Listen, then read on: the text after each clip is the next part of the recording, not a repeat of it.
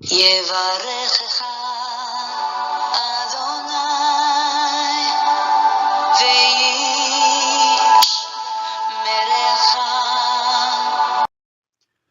וישמרך. 바레크카 아도나이 베이시메레카. 사랑하는 성도 여러분, 오늘 하루도 전지전능하신 임마누엘의 하나님께서 여러분에게 복을 주시고 여러분을 안전하게 지켜주시기를 축복합니다. 아멘.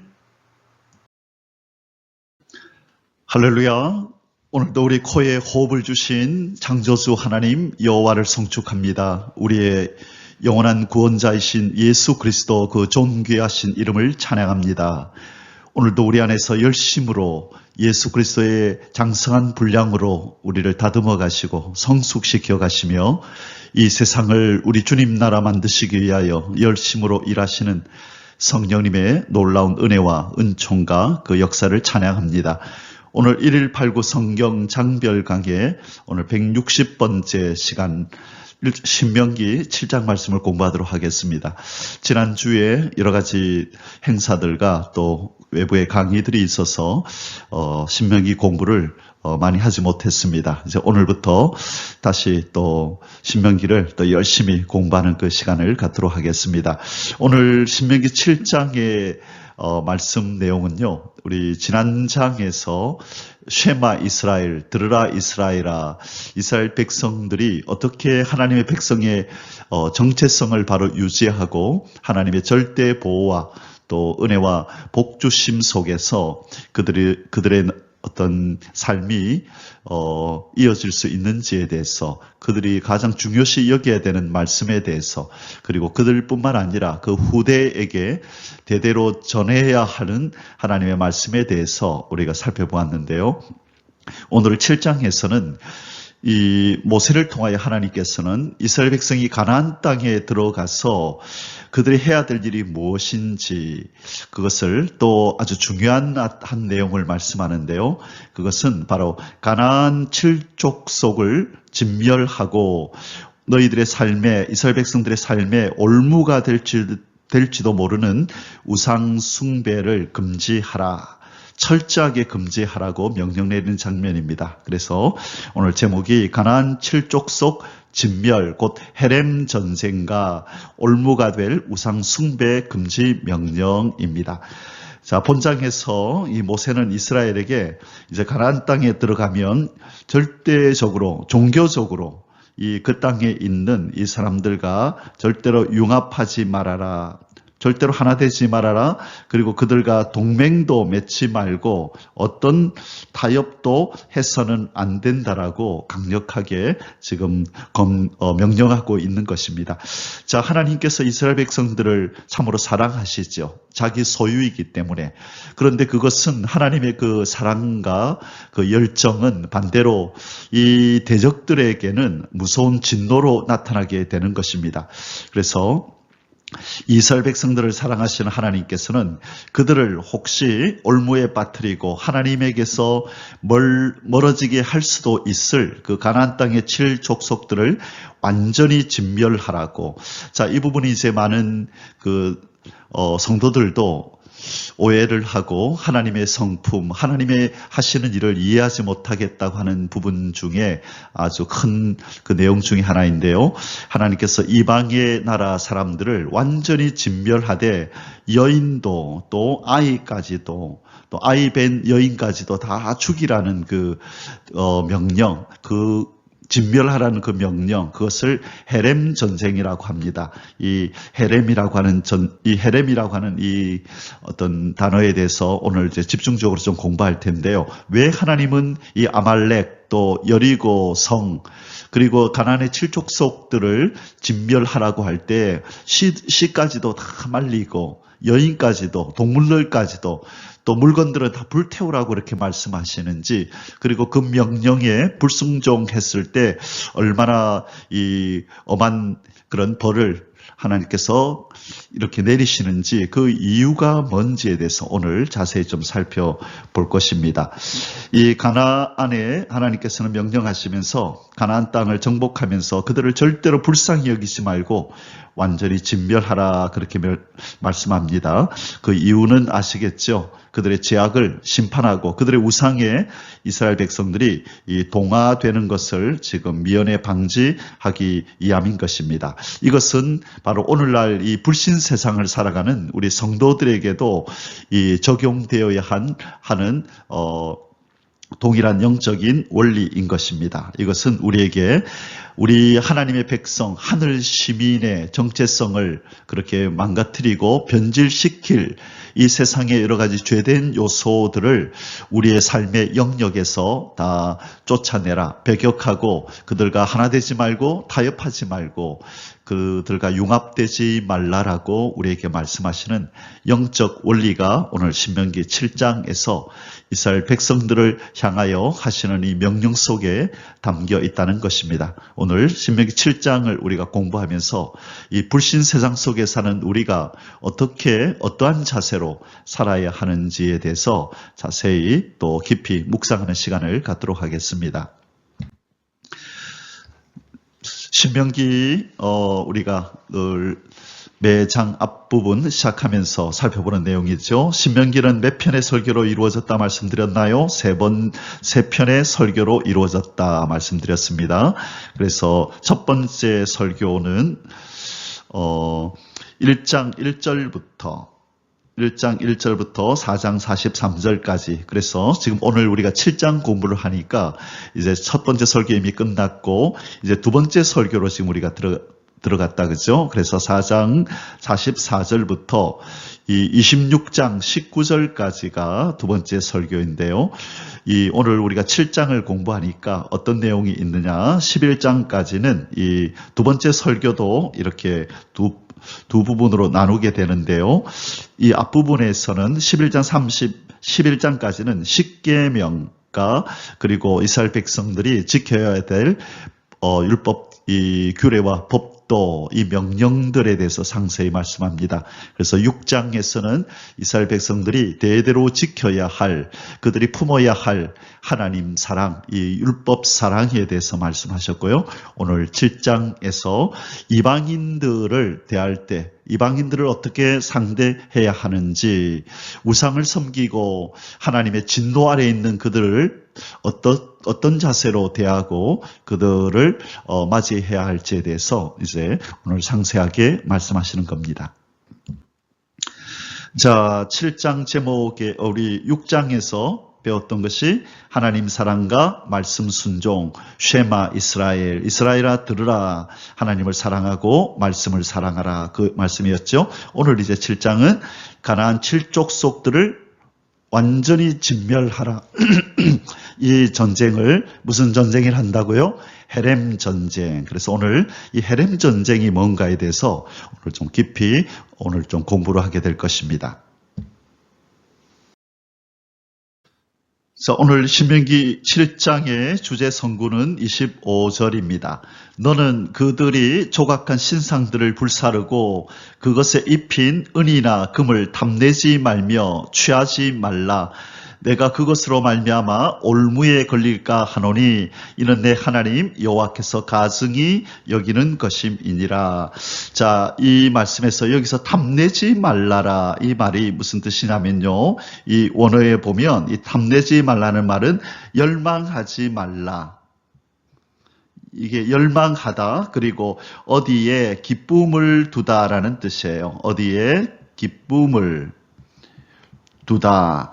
자, 그런데 하나님께서 지금 이 탐내지 말며 취하지 말라라고 하는 이 부분에서 아주 강력한, 가장 강한 부정어 로라고 하는, 이 히브리어 로라고 하는 아주 강력한 이 부정어를 쓰고 있는데요. 이것은 아주 이 절대로 해서는 안 되는 never, 뭐 눈에, 우리 한국말로 내 눈에 흙이 들어가도 내가 죽는 한이 있더라도라고 하는 아주 강력한 이 부정을 나타낼 때 쓰는 이 부정어입니다. 그런데 하나님께서 절대로 그들의 그 우상에 입혀져 있는 은이나 금을 탐내지 말라, 다시 말해 열망하지 말라, 그것에 기쁨을 두지 말라입니다. 자, 우상을 불에 태운다고 하면서도, 불사르라 그랬잖아요. 태운다고 하면서도 그 위에 덮여 있는 이 은과 금에 대해서 미련을 버리지 못하고 이런 어떤 은금을 가지고 싶어 하는 마음, 그것에 기쁨을 두고자 하는 마음은 결국 그것 자체가 또 우상이 되는 거죠. 그렇죠? 그래서 우상을 파괴하고 불사른다고 하면서도 그것에 입혀져 있는 은과 금을 이렇게 탐낸다고 하는 것은 이것이 또 하나의 이스라엘 백성에게 우상이 되는 거죠. 탐심은 곧 우상 숭배잖아요. 그래서 이들이 은과 금을 탐한다는 것, 이것 자체가 또 하나의 우상을 만드는 격이 되는 것이기 때문입니다. 그리고 두 번째로 여기에 취하지 말라라고 되어 있는 것은 은밀히 숨기지 말라는 거예요. 자, 하나님께서 오늘 이제 우리가 공부할 내용이 바로 헤렘 전쟁이라 그랬는데, 하나님께서 이것을 다 멸하라, 다 부수라, 다 부수고 진멸함으로 하나님 앞에 구별하라는 거예요. 어떤 것은 하나님 앞에 드림으로 구별을 해야 되지만 어떤 것은 진멸함으로 하나님의 것을 구별하는 거예요. 그것을 헤렘 전쟁이라고 하는데, 자, 하나님께서 지금 이 우상들, 금과 은을 입힌 이 우상들을 진멸함으로 그것이 내 것이 나에게 속한 것이라는 것을 다 이렇게 구별하라고 하는 거예요. 구별하는 행위를 하라고 하는 거예요. 그래서 이스라엘 백성들이 이 하나님이 멸하라고 하는 것을 멸함으로 구별할 수 있고, 하나님이 드리라고 하는 것을 하나님께 드림으로 구별할 수 있는데, 바로 이 우상, 이것들은 하나님 앞에 진멸함으로, 하나님 이것은 우리에게 속한 것이 아니고 이것 또한 하나님의 권한에 속한 것입니다라고 하는 신앙을 표현하는 거죠. 그래서 하나님이 이 우상들은 다 진멸해버려라, 그렇게 명령을 내렸기 때문에 이스라엘 백성은 이걸 취하면 안 되는 것입니다. 이것을 취하면 이것은 바로 하나님의 것을 자기의 것으로 삼고 그것에 기쁨을 두는 것이 되는 것입니다. 그래서 하나님은 이것을 탐내지도 말고 취하지도 말라, 그렇게 말씀하고 계신 것입니다. 자, 오늘 신명기 7장의 소주제들은 아래와 같습니다. 첫째, 여호와 하나님의 거룩한 기업으로 택함 받은 이스라엘 백성의 정체를 다시 한번 상세히 설명합니다. 여호와 하나님의 거룩한 기업이다. 1절에서 8절에서 이 내용을 다루고 있고요. 두 번째는 계명을 지키는 자에게 언약을 지키시며 인애를 베푸시는 여호와 하나님, 하나님의 이 명령을 지킬 때에 하나님께서 어떻게 그들에게 사랑과 자비와 인애를 베푸시는지 9절에서 15절에서 상세히 기록하고 있습니다. 그리고 세 번째, 우상 숭배를 엄히 금지하는 모세. 자, 지금 하나님이 모세를 통하여 그 안에 들어가면, 가나안 땅에 들어가면 절대로 우상 숭배를 해서는 안 된다, 아주 강력하게 명령하시는 그 장면을 우리가 16절에서 26절까지 말씀 속에서 우리가 살펴보게 됩니다. 자, 이 세 가지 소수제를 가지고 우리 신명기 7장 속으로 들어가 보도록 하겠습니다. 자, 이제 본론으로 들어가서 첫 번째 소주제입니다. 여호와 하나님의 거룩한 기업으로 택함 받은 이스라엘, 1절에서 8절입니다. 1번, 가나안 땅 족속들을 향한 헤렘 전쟁을 명하는 모세. 1절에서 5절 읽고 이 헤렘 전쟁이 무엇인지를 오늘 설명하도록 하겠습니다. 내 하나님 여호와께서 너를 인도하사 내가 가서 차지할 땅으로 들이시고 내 앞에서 여러 민족, 헷 족속과 기르가스 족속과 아모리 족속과 가나안 족속과 브리스 족속과 히 족속과 여부스 족속, 곧 너보다 많고 힘이 센 7 족속을 쫓아내실 때에 내 하나님 여호와께서 그들을 내게 넘겨 내게 치게 하시리니 그때 너는 그들을 진멸할 것이라. 자, 여기서 진멸한다는 것이 바로 헤렘 전쟁입니다. 완전히 진멸하라는 것이죠. 그들과 어떤 언약도 하지 말 것이요, 그들을 불쌍히 여기지도 말 것이며 또 그들과 혼인하지도 말지니 내 딸을 딸을 그들의 아들에게 주지 말 것이요 그들의 딸도 내 며느리로 삼지 말 것은 그가 내 아들을 유혹하여 그가 여호와를 떠나고 다른 신들을 섬기게 하므로 여호와께서 너희에게 진노하사 갑자기 너희를 멸하실 것임이니라. 오직 너희가 그들에게 행할 것은 이러하니 그들의 제단을 헐며 주상을 깨트리며 아세라 목상을 찍으며 조각한 우상들을 불사를 것이니라. 아멘. 자, 그러면 이제 이 헤렘 전쟁, 완전히 진멸하는 이 전쟁이 얼핏 보기에는 참 너무나 잔인한 잔혹한 살해 명령처럼 이 세속 전쟁, 이 악한 이들이 전쟁을 치르고 그 땅을 완전히 초토화시키고 그 안에 있는 사람들을 죽이고 또 짐승들을 빼앗고 완전히 잔악무도한 행위를 하는 그 전쟁과 일반 다르지 않는 것처럼 보이잖아요. 그런데 하나님께서는 이 자비로우신 하나님, 사랑의 하나님이 이런 전쟁을 명하신다는 것 자체가 얼핏 보기에 우리가 이해가 안 되겠지만 그러나 이것은 바로 하나님의 거룩한 성전입니다. 거룩한 전쟁이고 하나님의 이것은 전쟁입니다. 자, 이것은 어떤 차원에서 이제 봐야 되냐면요. 이 공의로우신 하나님이 이 죄를 범한 이 죄인들을 향한 하나님의 심판의 전쟁을 미리 보여주는 거예요.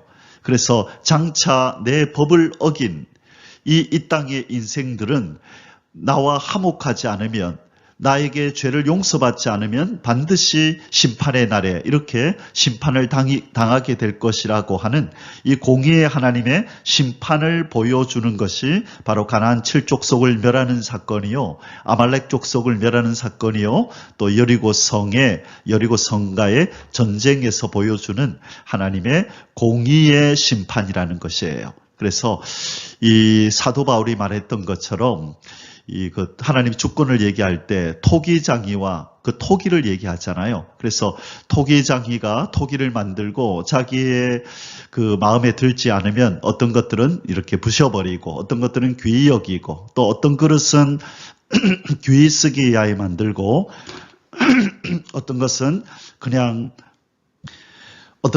귀히 쓰기 위해서 만들고 어떤 것은 그냥 특별히 귀하지 않는 물건들을 담고 또 그런 용도로 쓰기 위한 그릇을 만드는 것, 이것은 바로 토기장이의 주권에 달렸다. 그래서 그 모든 것은 창조주 하나님의 그 마음에 달려 있는 것이고 그분의 선택에 달려 있는 것이라고 말씀할 때 그것도 사람들은 오해를 하죠. 왜 하나님 마음대로냐? 왜 인권을 무시하느냐? 그것은 인간적인 오해입니다. 이 모든 만물의 창조주는 하나님이시고 거기에 우리 인간의 주인도 바로 하나님이신 것이죠. 그래서 우리는 하나님을 바로 이해하기 위해서는 모든 것의 주인이 하나님이고 모든 거기에 인간까지도 포함해서 모든 것의 주권을 가지고 있는 분이 바로 하나님이기 때문에 우리는 그분의 뜻대로 살아야 하고 그분의 명을 어길 때는 그분의 말씀처럼 죄의 삭은 사망이라고 하는 그분의 처벌을 피할 수 없다는 것을 우리는 인정해야만 하는 것이죠. 하나님께서 이 구약 성경을 통하여 특별히 하나님의 이 공의의 하나님의 모습을 보여주는 것입니다. 그래서 장차 이 땅에 오실 구원자, 중보자 예수 그리스도를 통하여 이 공의로우신 심판주 하나님과 화해하지 않으면 이 모든 죄인들은 종국에 가서는 하나님의 공의의 심판에 의하여 다 심판받을 것을 지금 보여주시는 것이 이 구약 성경이고 특별히 이 헤렘 전쟁, 모든 이 악인들을 진멸하라라고 하는 이 말씀 속에 담겨 있다는 것이에요. 자, 그러면 우리 이 헤렘 전쟁이 무엇인지에 대해서 조금 더 깊이 한번 살펴보도록 하겠습니다.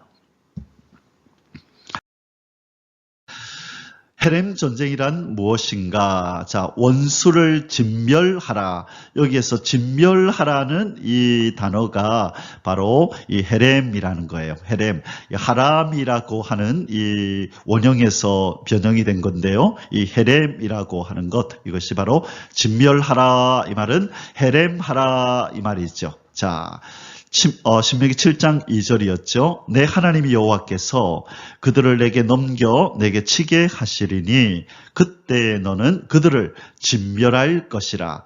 그들과 어떤 언약도 하지 말 것이요 그들을 불쌍히 여기지도 말 것이며 완전히 진멸하라는 것이죠. 자, 그러면 이 전쟁이 정당한 것인가? 어떻게 자비로우신 하나님이 이런 명령을 내릴 수 있는가? 제가 아는 어떤 오래전의 이야기입니다. 한 30년도 더 된 것 같은데요.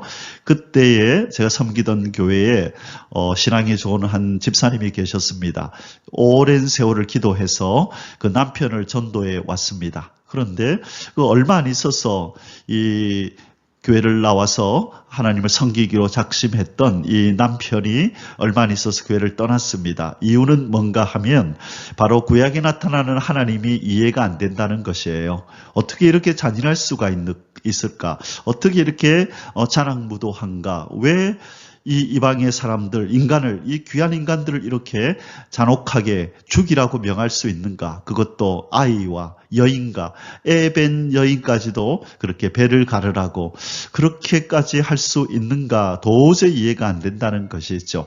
이것은 비단 그 집사님의 남편뿐만 아니라 오늘날 이 세상의 많은 사람들이 이 부분에 대해서 아주 의아한 마음을 가지고 지금 기독교를 바라보고 있다는 거죠. 그래서 오늘은 바로 이 부분을 조금 깊이 다루도록 하겠습니다.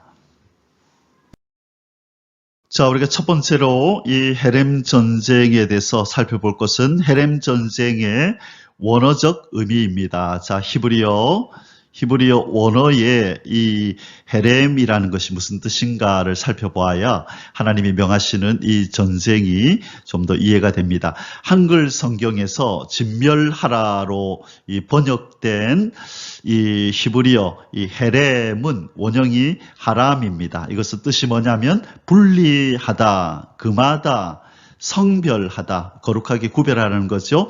그리고 진멸함, 온전히 받침이라는 뜻을 가지고 있습니다. 자, 그러니까 앞서도 한번 말씀드렸지만 우리가 하나님 앞에 구별하여 드리는 방법이 크게 두 가지가 있는데 이렇게 하나님 앞에 드림으로 구별하고 또 하나님이 진멸하라는 것을 진멸함으로 하나님의 것임을 구별한다는 거죠. 그래서 이 헤렘, 특별히 이 원형 하람은 분리하고 또 성별 거룩히 구별하는데 뭐함으로 하나님 앞에 바치느냐? 진멸함으로 온전히 하나님 앞에 바치라는 것입니다. 이것이 바로 이 하람, 이 헤렘 전쟁의 의미인 것입니다. 그리고 좀 더 확장된 의미로 파멸을 위해 봉헌함, 파멸의 봉헌함, 진노를 통한 성별. 자, 이 부분인 것입니다.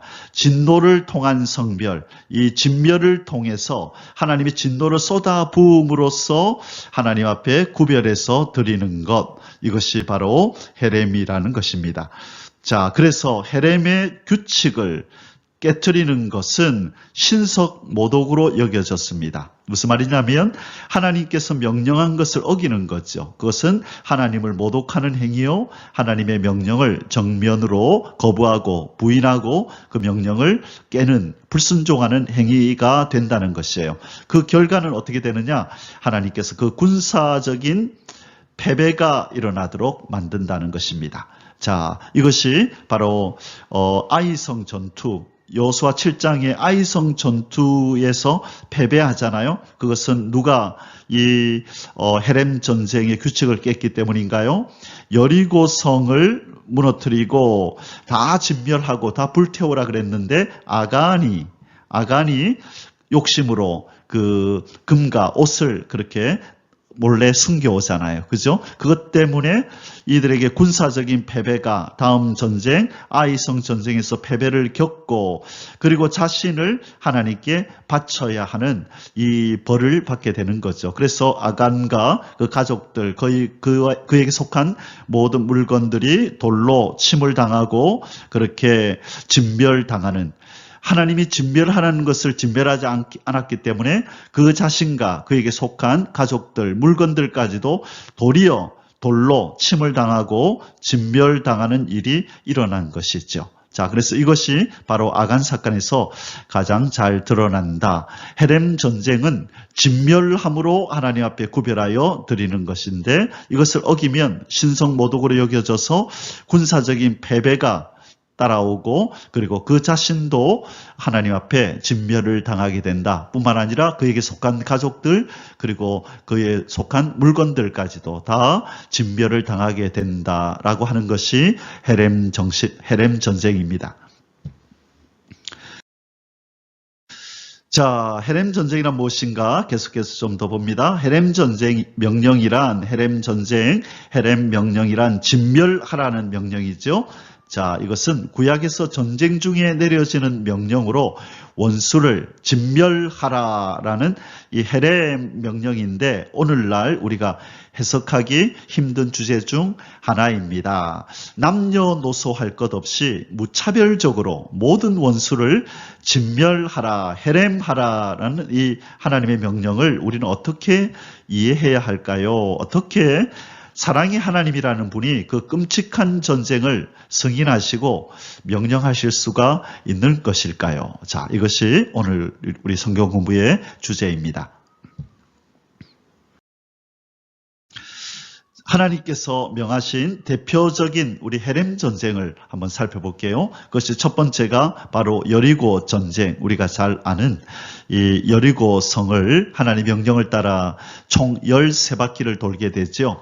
그래서 1일부터 6일까지는 한 바퀴씩 그러면 6바퀴가 되고 7일째는 7바퀴를 돌죠. 그렇죠?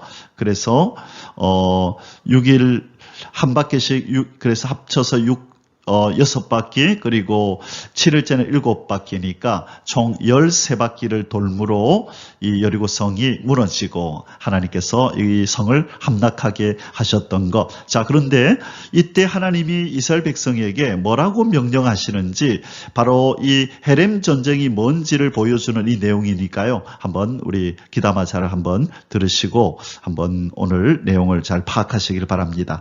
16절입니다. 7번째에 제사장들이 나팔을 불 때에 여호수아가 백성에게 이르되 외치라, 여호와께서 너에게 이 성을 주셨느니라. 이건 7째 날 일어난 사건이죠. 이 성과 그 가운데 있는 모든 것은 여호와께 온전히 바치되, 자, 바치라 그랬죠. 그러면 모든 것을 온전한 상태로 하나님 앞에 드려야 그것이 바치는 것이 될 것 같은데, 하나님은 바치기는 바치되 어떤 방식으로 바치라고 그러느냐, 그 내용이 밑에 나오죠. 기생나합과 그 집에 동거하는 자는 모두 살려주라. 이는 우리가 보낸 사자들을 그가 숨겨 주었음이니라. 자, 이스라엘 백성들 정탐꾼에게 호의를 베풀고 생명을 보존시켜 주었던 기생나합과 그 집에 속한 자들은 살려주라. 그런데 이제 나머지 이 여리고 사람들과 그 물건들에 대해서는 어떻게 하라? 18절에 너희는 온전히 바치고 그 바친 것 중에서 어떤 것이든지 취하여 너희가 이스라엘 진용으로 바치는 것이 되게 하여 고통을 당하게 되지 아니하도록 오직 너희는 그 바친 물건에 손대지 말라. 은금과 동철 기구들은 다 여호와께 구별될 것이니 그것을 여호와의 곳간에 드릴지니라 하니라. 자, 뒷부분에서 나오겠지만 규칙이 뭐냐면, 첫째, 사람과 짐승은 다 진멸하고,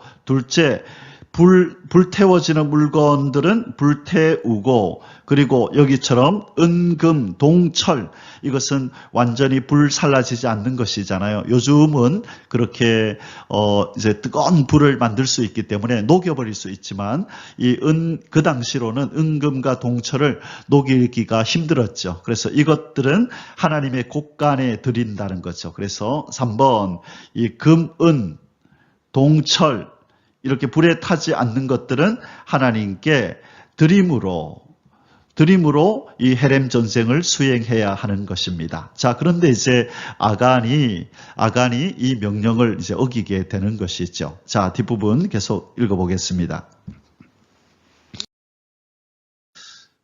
자, 20절, 21절 마저 읽겠습니다. 이에 백성은 외치고 제사장들은 나팔을 불매 백성이 나팔 소리를 들을 때에 크게 소리질러 외치니 성벽이 무너져 내린지라 백성이 각기 앞으로 나아가 그 성에 들어가서 그 성을 점령하고 그 성 안에 있는 모든 것을 온전히 바치되 남녀노소와 소, 양, 나귀를 칼날로 멸하니라. 자, 첫 번째 사람과 짐승을 다 진멸하라. 이 말씀에 순종을 한 것이죠. 그렇죠? 그래서 그 성 안에 있는 모든 것을 온전히 바치되 남녀노소와 소, 양, 나귀를 칼날로 멸하니라. 이 부분을 이제 순종을 하게 된 것이지요. 자, 성경에 나타나는 하나님께서 명하신 대표적인 헬렘 전쟁, 이 두 번째 경우는 아말렉과의 전쟁입니다. 이 사무엘상 15장에 나타나죠. 이 사무엘이 이스라엘 일대 왕인 사울에게 이 아말렉을 완전히 진멸하라고 하나님의 명령을 전달합니다. 자, 그때에 하나님이 뭐라고 말씀하시는지 한번 살펴보겠습니다. 1절에서 3절입니다. 사무엘상 15장. 사무엘이 사울에게 이르되 여호와께서 나를 보내어 왕에게 기름을 부어 그의 백성 이스라엘을 위해 왕으로 삼으셨은즉 이제 왕은 여호와의 말씀을 들으소서. 만군의 여호와께서 이같이 말씀하시기를 아말렉이 이스라엘에게 행한 일 곧 애굽에서 나올 때에 길에서 대적한 일로 내가 그들을 벌하노니 지금 가서 아말렉을 쳐서 그들의 모든 소유를 남기지 말고 진멸하되 남녀와 소아와 젖먹는 아이와 우양과 낙타와 나귀를 죽이라 하셨나이다 하니. 자, 여기에 누구를 죽이래요?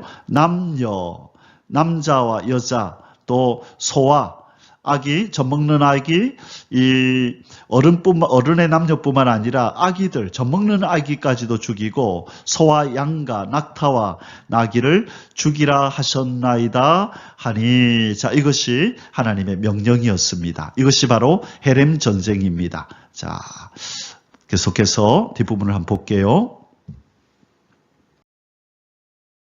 왜 하나님께서 이 아말렉을 이렇게 향하여 헤렘 전쟁을 수행하라고 말씀하시냐면 바로 출애굽기 17장에, 그러니까 지금 사울 왕이 아말렉과 전쟁을 치르러 가기 전 한 400여 년 전의 일이에요. 400여 년 전에 이 이스라엘 백성이 출애굽해 나올 때에 이 아말렉이 이스라엘 백성을 향하여 해서는 안 되는 일을 했었던 거죠. 그때 우리가 아는 그 전쟁이 일어났었죠.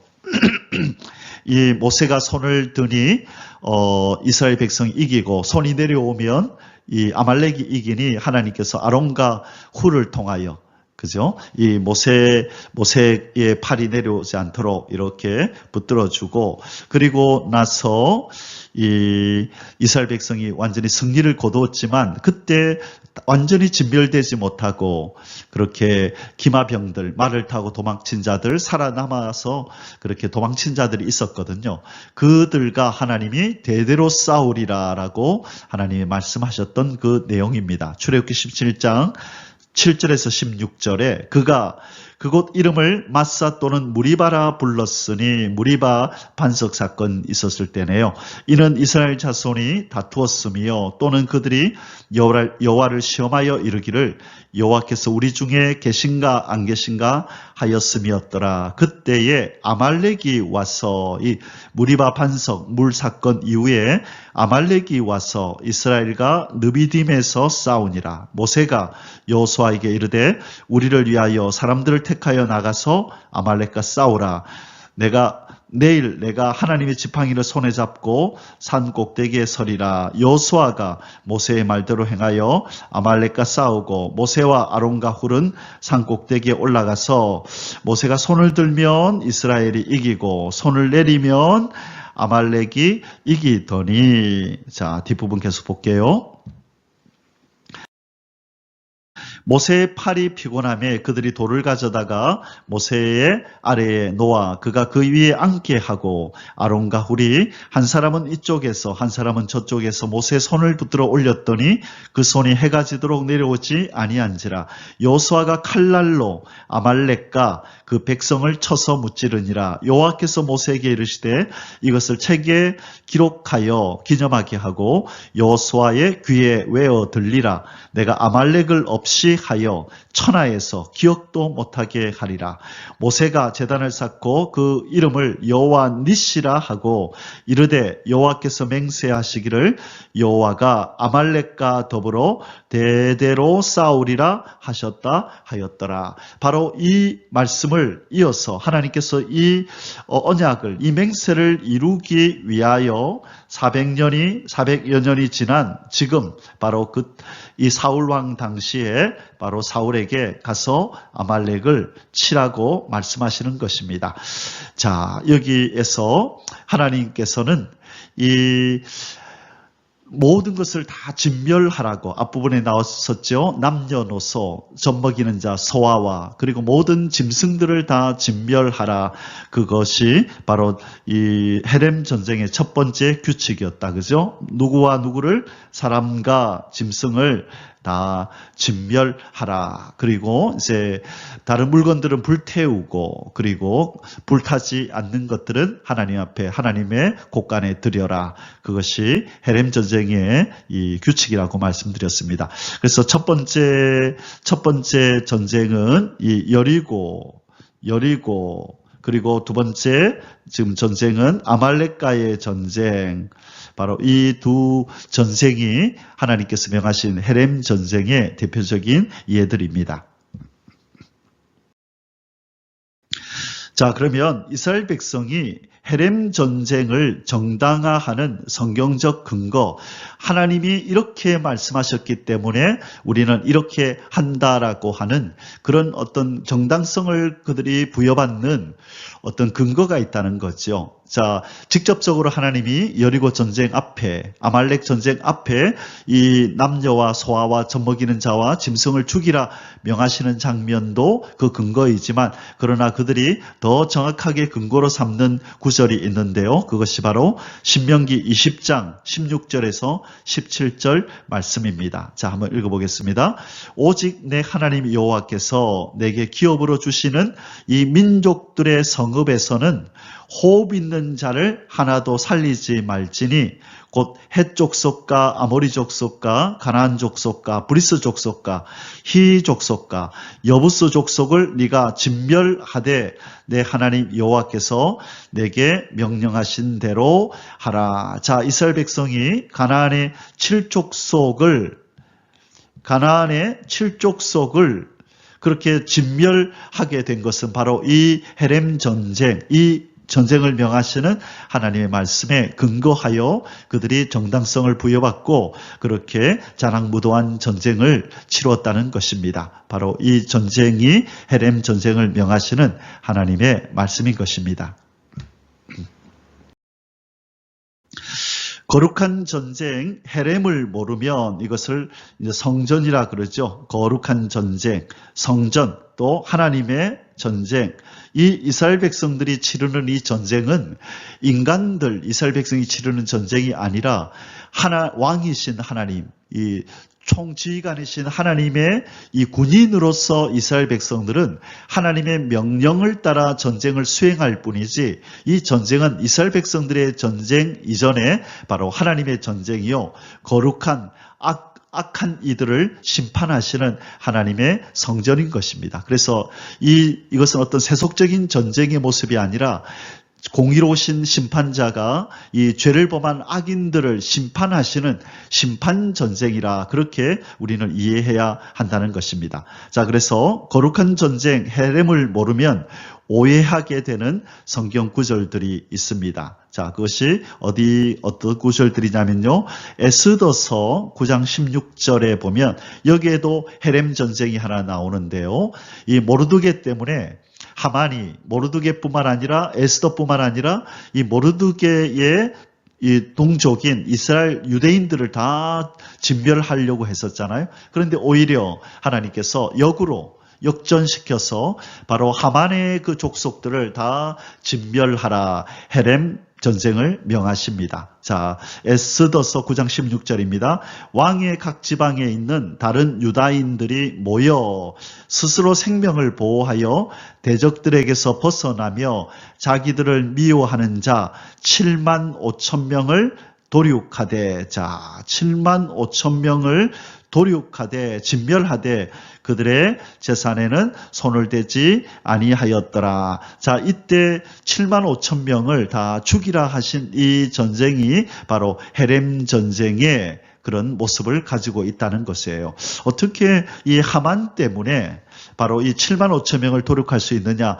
이것은 하만 때문에 도륙하는 것이 아니라 실은 하만의 명령을 받고 이제 어떤 연월일시에 이르러 바로 이 하만의 동족들이 유다인들을 죽이기로 계획이 되어 있었거든요. 그래서 그것을 이 에스더와 이 유다인들이 금식 기도하고 하나님 앞에 간구함으로 하나님이 오히려 역전을 시키셔서, 그렇죠, 왕의 마음을 바꾸고 에스더야, 내가 나라 절반이라도 너에게 주겠다, 너의 소원이 무엇이냐 할 때에 하나님께서 그 기도를 들으시고 역전시키셔서 유다인들을 다 진멸하려고 했던 하만의 동족들을, 오히려 그 악인들을, 그 죄인들을 오히려 공의로 심판하는 전쟁이 바로 이 에스더 때에 이 유다인들이 하만의 동족들을 죽였던 사건이라는 겁니다. 그렇게 이해해야 한다는 것이죠.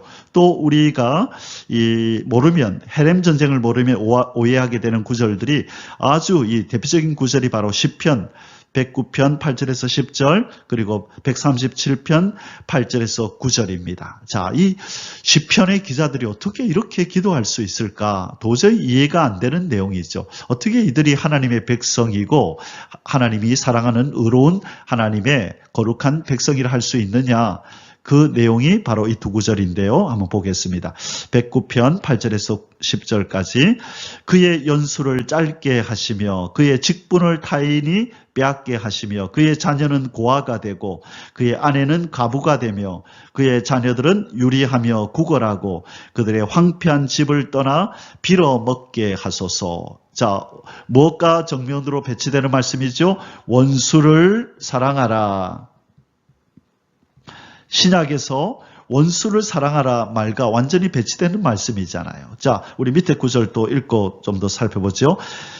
멸망할 딸 바벨론아, 자, 바벨론을 저주하면서 하는 말입니다. 네가 우리에게 행한 대로 내게 갚는 자가 복이 있으리로다. 내 어린 것들을 바위에 메어치는 자는 복이 있으리로다. 자, 이렇게 그들을 저주합니다. 이 바벨론이 이 이스라엘을 이렇게 포로 잡아서 3차에 걸쳐서 끌고 가고 괴롭게 한 그것을 추억하면서 그 바벨론의 이 후손들이 그렇게 고통을 당하기를 원하는데, 어린 아이들이 바위에 내쳐지는, 바위에 쳐서 아이들을 죽이는 이 사람들이 복이 있다, 그렇게 되기를 원한다라고 말한다는 거예요. 어떻게 이것이 성경에 기록될 수 있고 이것이 하나님의 사람의 기도문이고 이것이 바로 하나님 앞에 올려드리는 그렇게 선포할 수 있는 내용인가 하는 것이죠. 이것은 바로 이 헤렘 전쟁을 모르면 우리는 이것을 오해하게 될 수밖에 없는 구절이라는 것이죠. 이것은 바로 공의로우신 하나님, 악을 행한 이 죄인들을 이제는 반드시 심판해 주옵소서라고 기도하는 것입니다. 바로 이 내용이 신약에 나타나는 장면이 계시록 6장 9절에서 11절에 보면 하나님의 보좌 앞에 있는 순교자들이 이렇게 기도하는 거죠. 하나님, 우리의 핏값을 언제 갚아주시렵니까? 그들이 죽을 때는 원수를 저들을 용서해달라고 그렇게 기도하며 죽었었는데, 그 중에는 이제 스데반 우리 집사님도 있죠. 그런데 이 순교자들이 이 요한계시록 6장 9절에 보면 원수 갚아달라고, 피값을 갚아달라고 기도한다는 거예요. 이상하죠? 왜 그럴까요? 이제 공의의 심판날이 다가왔음을 그들이 이제는 안 것이죠. 그들이 이제 하나님의 공의의 심판대가 가까이 왔구나. 그래서 하나님 공의의 심판을 베푸소서. 그것이 하나님의 공의입니다. 그렇게 말씀하는 거예요. 자, 그 전에 하나님은 이 세상 마지막에 공의의 심판을 내리기 전에 무엇을 먼저 어떤 시간을 주셨죠? 구원의 날과 은혜의 날을 예수 그리스도를 통하여 선포하시고 용서받을 수 있는 기회를 어느 기간 동안 주시는 것이 바로 예수 그리스도를 통하여 구원을 받을 수 있는 구원의 날, 은혜의 날을 그렇게 선포하신 것입니다. 그래서 이 기간 동안에 우리는 이 땅에서 호흡이 끊어지기 전에, 또 심판주이신 예수님이 이 땅에 오시기 전에 빨리 회개하고 우리 하나님, 심판주 하나님, 공의의 하나님과 화목함으로 용서받아야만 이 마지막 때 공의의 심판을 면할 수 있게 되는 것입니다. 자, 이것이 인간들에게 주어진 이 최고의 복이 될 것이냐, 최악의 심판이 될 것이냐를 가르는 중대한 바로 결단이 이 예수 그리스도를 믿을 것이냐 믿지 않을 것이냐, 예수를 믿고 용서받을 것이냐 그렇지 않을 것이냐의 바로 이 결단인 것입니다. 헤렘 전쟁은 무엇인가? 헤렘 전쟁은 만군의 여호와께서 명하신 성전 홀리워이다. 구약 성경에서 이스라엘 백성은 거룩한 전쟁에 동참하도록 부름을 받은 하나님의 군대로 묘사됩니다. 자, 여기서 우리가 한 가지 더 알아야 될 것은 이스라엘 백성이 누구냐라고 했을 때 우리는 하나님의 거룩한 선민, 택한 백성, 우리 그 정도로 생각을 하잖아요. 그런데 하나님께서는 이스라엘 백성이 누구냐고 말할 때에 하나님의 거룩한 선민임과 동시에 하나님의 군대다라고 묘사하고 있다는 것이죠. 어디에서요? 출애굽기 7장 4절에서 바로가 너의 말을 듣지 아니할 터인즉 내가 내 손을 애굽에 뻗쳐 여러 큰 심판을 내리고 내 군대 내 백성 이스라엘 자손을 그 땅에서 인도하여 낼지라. 자, 떠오르는 찬송이 있죠. 마귀들과 싸울지라 죄악 벗은 형제여 십자가 군병들아 주위에 일어나. 자, 오늘날 성도들도 하나님의 군대라고 얘기하죠. 디모데서에도 군인으로 모집된 자는 자기의 일에 매여서는 안 된다. 그래서 성도들이 하나님의 군병, 십자가 군병이었던 것처럼 바로 이 하나님의 거룩한 선민, 택한 백성인 이스라엘을 하나님은 하나님의 전쟁에 동원된 하나님의 군대라 그렇게 말씀하고 있다는 것이에요. 그러면 하나님은 뭐로 나타날까요? 하나님은 전쟁하시는 용사로 그렇게 출애굽기 15장의 3절에 가면 하나님도 자신을 용사로 그렇게 묘사하고 있습니다. 15장 3절입니다. 출애굽기 여호와는 용사시니 여호와는 그의 이름이시로다. 자, 여호와는 싸우시는 전쟁하시는 용사라는 거예요. 그러므로 이스라엘 백성을 자기의 군대로 불러서 이 땅에 죄인들, 악인들을 심판하는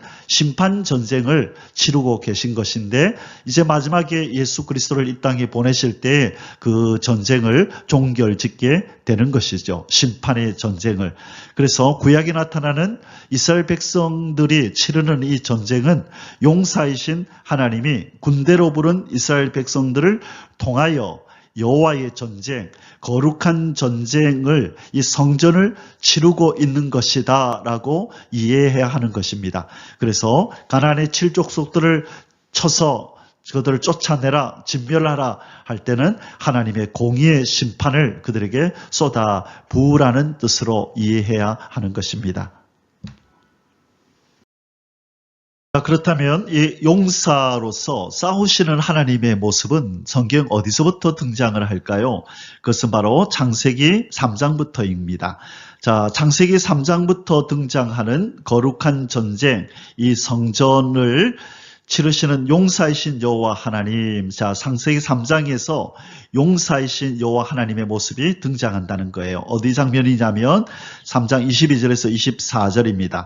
여호와 하나님이 이르시되 보라, 이 사람이 선악을 아는 일에 우리 중 하나같이 되었으니 그가 그의 손을 들어 생명나무 열매도 따먹고 영생할까 하노라 하시고, 여호와 하나님이 에덴 동산에서 그를 내보내어 그의 근원이 된 땅을 갈게 하시니라. 이같이 하나님이 그 사람을 쫓아내시고 에덴 동산 동쪽에 그룹들과 두루 도는 불칼을 두어 생명나무의 길을 지키게 하시니라. 자, 이 불칼이 나옵니다. 이 하나님이 만드신 이 동산에 칼이 나오네요. 칼. 이 사람과 짐승을 그렇게 죽이고 생명을 그렇게 끊을 때 사용되는 이 칼이 바로 에덴 동산에 등장을 합니다. 바로 마귀의 유혹에 빠져서 하나님의 형상대로 만든 인간들이 하나님의 법을 어기고 하나님의 진노 아래 거하고 하나님과 대적이 되는 이 순간에 하나님께서 불칼을 들어 드시고 이제 이 생명나무를 지키시는 용사의 모습으로 지금 천사들을 동원하셔서 자기의 군대를 동원한 거죠. 그래서 이 불칼을 들고 서 있는 것은 바로 그룹들이지만, 그러나 이것은 바로 하나님이 그렇게 하고 있는 것과 같은 것입니다. 바로 이때부터 하나님은 용사의 모습으로 이제 악한 마귀와의 이 싸움에 임하시는 하나님의 모습으로, 용사의 모습으로 등장하고, 하나님의 편에 있는 사람들은 바로 이 천사들과 하나님의 사람들은 군대로 그렇게 불리게 되는 바로 첫 번째 사건이 바로 이것입니다. 자, 앞에서 제가 몇 번 강조했었죠. 여러분 그 이해를 돕기 위해서 기억하기 쉽도록 제가 몇 차례 말씀드렸습니다. 헤렘 전쟁의 규칙이 세 가지가 있다. 자, 헤렘 전쟁이란 군사 전쟁이 아니라 종교적인 전쟁에 속한 것이라는 것, 이걸 먼저 기억하셔야 됩니다.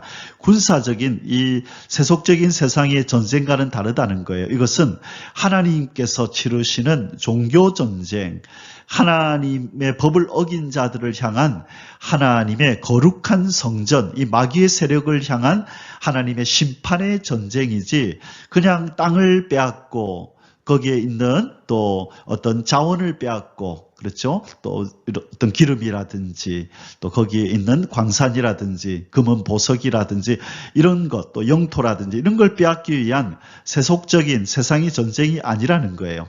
이 헤렘 전쟁, 이스라엘 백성을 통한 이 전쟁은 하나님을 대신하여 치르는 바로 종교 전쟁, 하나님의 법을 어긴 자들을 향한 심판의 전쟁이라는 것을 기억해야만 이 자랑무도한 이 모습 속에서 우리는 하나님의 심판을 볼 수 있는 거지, 참 잔인하다, 어떻게 저럴 수 있느냐. 지금 전쟁에서 금기되는 게 뭐죠? 선량한 그냥 일반 국민들은 그렇게 공격해서는 안 된다는 거죠. 그래서 그렇게 반인륜적인 어떤 그런 일이다라고 지탄받는 그 공격이 뭐죠? 병원이나 또 학교나 또 전쟁과 관계없는 일반 군인들이, 일반 시민들이 거하는 그런 일반 가정집이나 그냥 그런 어떤 거주지들을 공격하는 것을 금기시하고 있죠. 그렇게 했을 경우에는 큰일 나는 것입니다. 자, 그런데 하나님께서는 그 모든 것들을 다 진멸하고 어린아이까지도 죽이라. 그러니 그것이 어떻게 일반적인 세상적인 전쟁의 차원에서 이해가 되겠어요. 그래서 우리는 그렇게 이해하면 안 되고, 무슨 전쟁이다? 이것은 종교적인 전쟁이다. 바로 죄와 이 악을 심판하시고 척결하시는 하나님께 속한 전쟁이라고 이해해야 한다는 것입니다. 하나님의 공의를 드러내는 전쟁을 의미하는데 헤렘 전쟁을 수행하는 세 가지 규칙이 있다. 첫째, 산 것은 사람이든 짐승이든 어른이든 아이든 다 죽여야만 한다. 그것이 첫 번째 규칙이고, 두 번째, 그 밖의 모든 물건들은 불로 다 태워야만 한다. 세 번째, 불로 태울 수 없는 기중품들, 곧 금과 은과 동철과 같은 것들은 성소에 기속시켜 하나님께 봉헌되어져야만 한다. 이것이 바로 하나님께서 명하신 헤렘 전쟁의 세 가지 규칙입니다. 헤렘 전쟁의 규칙을 어길 시 받게 되는 벌은 무엇인가? 우리는 아간을 통하여 먼저 우리는 보게 됐죠. 헤렘 전쟁의 규칙을 어긴 자는 자신도 온전히 바쳐져야 한다. 왜? 하나님께 바쳐진 것, 하나님께서 진멸하여 바치라고 한 것을 진멸하지 않았기 때문에 자신이 진멸되어져서 그렇게 벌을 받아야 된다는 것입니다. 사람이면 자기의 생명을 바쳐야 하고, 물건이면 불로 태워지거나 하나님께 기속되어야 한다. 자, 여호수아 7장 24절에서 26절입니다. 여호수아가 이스라엘 모든 사람과 더불어 세라의 아들 아간을 잡고 그 은과 그 외투와 그 금덩이와 그의 아들들과 그의 딸들과 그의 소들과 그의 나귀들과 그의 양들과 그의 장막과 그에게 속한 모든 것을 이끌고 아골 골짜기로 가서 여호수아가 이르되 내가 어찌하여 우리를 괴롭게 하였느냐. 자, 언약 공동체에서는 한 사람의 죄가 바로 민족 전체의 죄가 되는 것입니다. 민족 전체의 죄가 되는 것이에요. 이것이 언약 공동체의 특징인 것입니다. 자, 어찌하여 우리를 괴롭게 하였느냐? 여호와께서 오늘 너를 괴롭게 하시리라 하니 온 이스라엘이 그를 돌로 치고 물건들도 돌로 치고 불사르고 그 위에 돌무더기를 크게 쌓았더니 오늘까지 있더라. 여호와께서 그의 맹렬한 진노를 그치시니 그러므로 그곳 이름을 오늘까지 아골 골짜기라 부르더라. 자, 이 진노를 하나님이 쏟아내셨죠. 아간과 그의 모든 가족과 그의 모든 소유를 향하여 진노를 쏟아내신 바로 헤렘 전쟁을 이 규칙을 어긴 자에게 행하시는 하나님의 벌이 바로 이 사건인 것입니다. 자, 참고로 이 아간과 그의 가족들이 이렇게 돌에 맞아 죽은 이 장소를 아골 골짜기라 그러는데요. 바로 이 아골이라는 뜻은 참고로 근심이라는 뜻입니다. 자, 이 장면이 아간이 바로 금과 이 외투를 몰래 지금 자기 장막에다가 숨기는 장면이죠. 그리고 이것은 아골 골짜기에서 이 이스라엘 백성들이 아간과 그의 가족들과 그의 소나 양이나 모든 가축들과 그리고 그에 속한 장막과 그 모든 것을 그렇게 돌로 쳐서 그렇게 죽이는 장면입니다. 자, 여호와 하나님께서 헤렘 전쟁을 명령하시는 이유, 여호와 하나님께서 헤렘 전쟁을 명하시는 이유는 그 이유는 하나님의 공의와 건의를 세우시기 위함입니다. 이 땅에 또 모든 인생의 모든 물건들의 주인이 바로 나다. 내 명령을 쫓아 살아야 한다. 그렇지 않으면 내 권위를 무시하는 것이고, 그러면 반드시 왕의 권위로서 왕으로서 내가 너희들을 심판할 것이다 라는 것을 보여주는 전쟁이 헤렘 전쟁이라는 것입니다. 즉 왕이신 하나님의 법을 어기고 왕이신 왕이신 하나님의 법을 어기고 진노 아래 놓인 인생들과 물건들은 반드시 처형을 당하고 처리되어져야 한다는 것을 나타내시는 것인데, 장차 세상 마지막 날에 임할 최종 심판의 원리를 인생들에게 보여주는 본보기인 셈입니다. 그래서 헤렘 전쟁은 최종 심판의 본보기, 그림자다, 그렇게 이해하면 되겠습니다. 로마서 6장 23절에 죄의 싹은 사망이요. 그렇죠. 죄를 지은 자는 반드시 어디에 처해진다? 사망에 처해진다는 것을 보여주는, 공의의 하나님의 이 심판의 원리를 보여주는 장면이 바로 헤렘 전쟁 속에 나타난다라는 뜻입니다. 자, 헤렘 전쟁에는 양면성이 있습니다. 우리는 지금 헤렘 전쟁 그러면 하나님이 악인들을 심판한다, 악인들을 진멸한다, 그 관점에서 우리는 계속 살펴보았는데요. 이 헤렘 전쟁에는 양면성이 있습니다. 그것은 뭐냐면 악인들은 반드시 심판하시나 자기의 백성된 자들은 철저하게 지키시고 보호하시고 대신하여 보복하여 주신다. 왜 악인들을 하나님은 심판하시냐면 반대로 자기 백성을 보호하기 위해서라는 거예요. 자기 백성을 사랑하기 때문에 악인들을 향하여서는 공의의 심판을 반드시 치르고야 만다는 것이에요. 자기의 소유된, 바로 이것이 이스라엘 백성, 자기 백성은 하나님 소유잖아요. 그렇죠? 그래서 자기 백성이라는 표현을 쓰잖아요.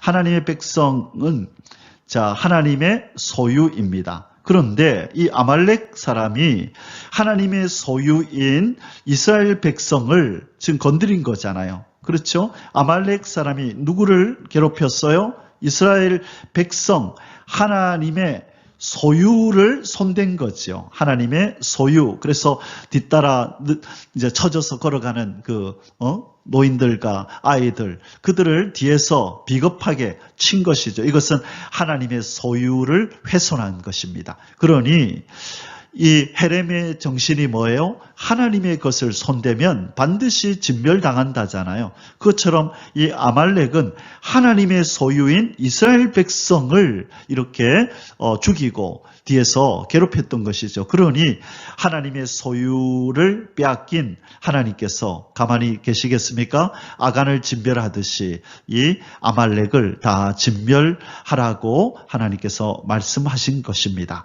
자, 그 다음 내용을 좀 볼게요. 자, 드디어 제가 좀 나누고 싶었던 내용이 여기 나왔는데요. 이 두 죄인 사울 왕과 다윗 왕의 차이점이 무엇이냐? 여러분 의아하게 생각하지 않았나요?